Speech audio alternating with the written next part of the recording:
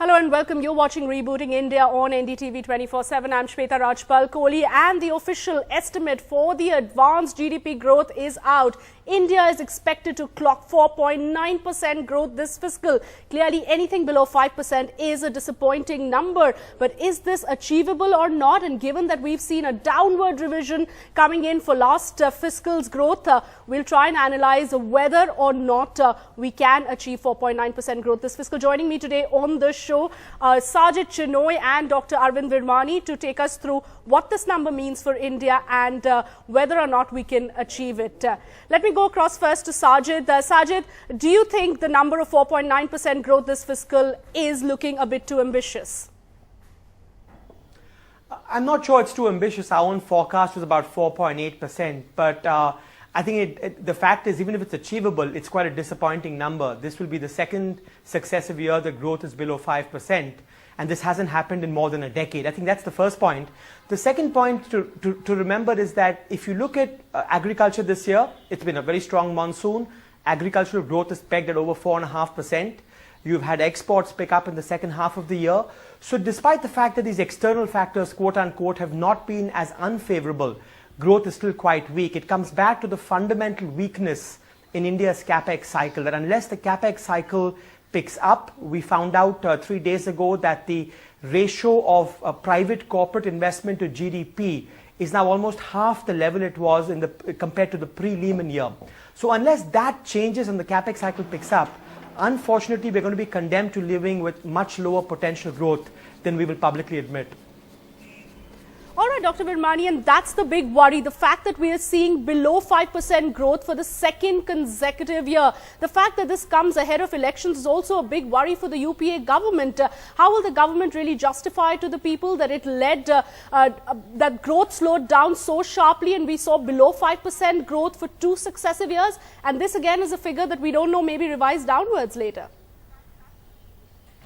Well, growth slowed down. As I wrote some weeks back, that this is going to have a negative effect on the vote share, and this is not something new. I've been kind of trying to convey this to the government and the people who are associated with it for the last 5 years, that growth slowdown is not good for politics, but it's been very hard to get this message through. So anyway, now it is too late. It's going to be, as you said, the second year of less than 5% growth, and that is going to have a negative effect. So the real issue is, in my mind, is for the next government, is that they have to be very clear that the first priority for the first year after they get elected has to be to restore the growth momentum, and that is going to be critical. So I am hopeful that there will be a government which will recognize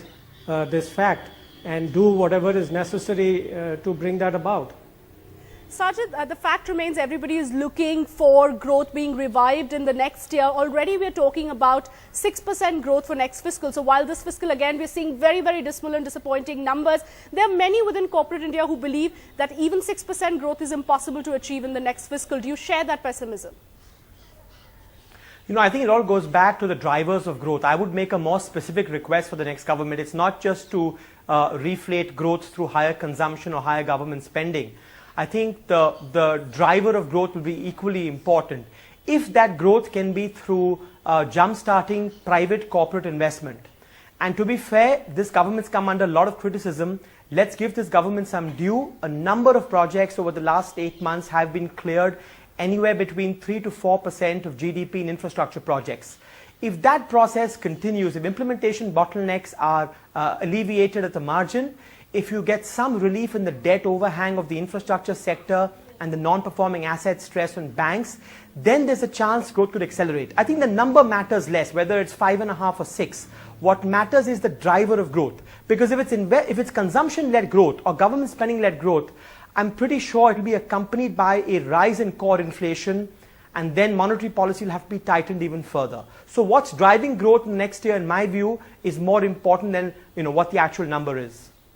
All right, the actual number is not that significant. What will drive growth is the significant factor. But Dr. Virmani, we have to analyze what led to this sharp slowdown. There was a wide expectation that we will see some sort of recovery in the second half of the year. We'd expected the good monsoon as well as pickup in agriculture will contribute to a better than expected second half. But second half has been disappointing as well. So where did we go wrong really? Why is it that we were unable to revive growth even in this fiscal? Well, again, there were two things which I had pointed out in your program 9 months ago. One was the macro. As I have been saying, what India needs is a completely unconventional policy, which is to cut down sharply on government consumption and ease the monetary policy. That is not the conventional wisdom, and there is no, I have not seen any consensus on this, and I still believe that the new government will have to do that it will have to do what I call this macro twist, which is to actually cut the consumption and revenue deficit and provide room for a sharp loosening of the monetary policy. So that's one. Dr. That Virmani, didn't happen. If I could the interrupt fiscal deficit. If I could interrupt you there, because I know Sajjid always has a very strong view on that. You do believe that high interest rates have hurt growth. Do you agree with that?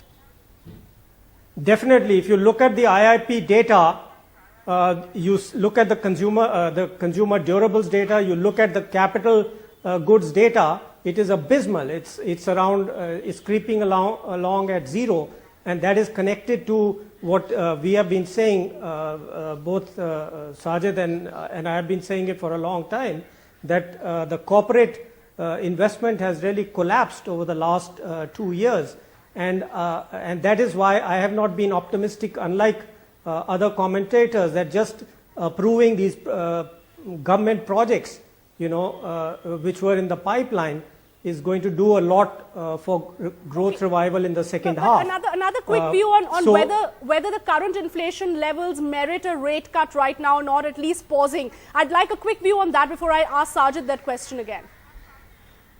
No, I don't think it's going to happen, because as I said, and again, if you recall, I had reduced my forecast below 5%.